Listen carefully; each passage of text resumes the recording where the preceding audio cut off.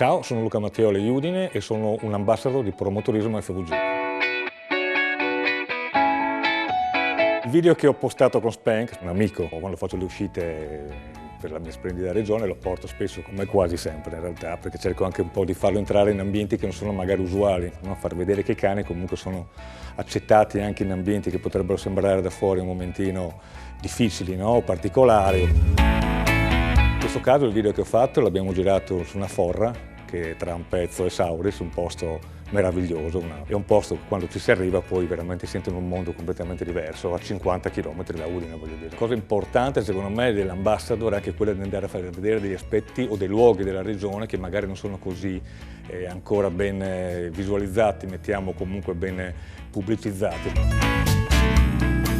Quindi per me è stata già lì una mezza sfida, perché capivo che comunque è un ambiente che fosse un po' legato alle persone del posto, cioè se lo tengono un po' in maniera quasi un po' protettiva, quindi era una maniera per andare a vedere se veramente questo posto era così bello come sembrava dalle poche fotografie che ho trovato e se ci si poteva arrivare appunto con il cagnolino, se ci si poteva arrivare in maniera anche facile e tranquilla.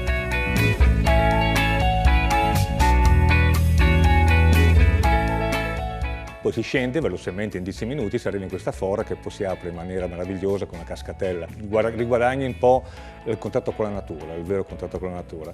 E lì si può passare un paio d'ore a correre su e giù su questa forra, dentro queste gole molto alte e profonde, ribadisco in un ambiente dove il sole entra in maniera molto verticale, quindi creando dei giochi anche di contrasti di luce molto interessanti. Attenzione anche a questo aspetto, comunque se andate in quell'ambiente magari avvisate prima se andate da soli perché comunque non è un ambiente facile da raggiungere. E quindi Spank si è divertito un mondo, saltando da una pozza all'altra, è stata una giornata meravigliosa.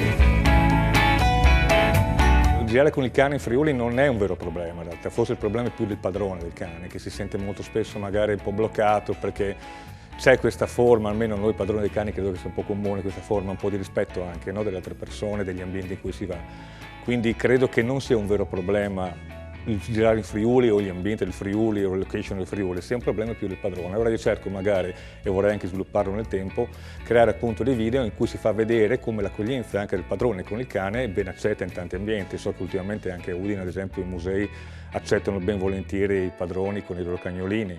Quindi ecco, cercare di sdoganare un po' questo, oddio il cane magari non va bene, magari do fastidio, chiaramente andando a farlo in maniera che deve essere elegante, discreta e rispettosa sicuramente.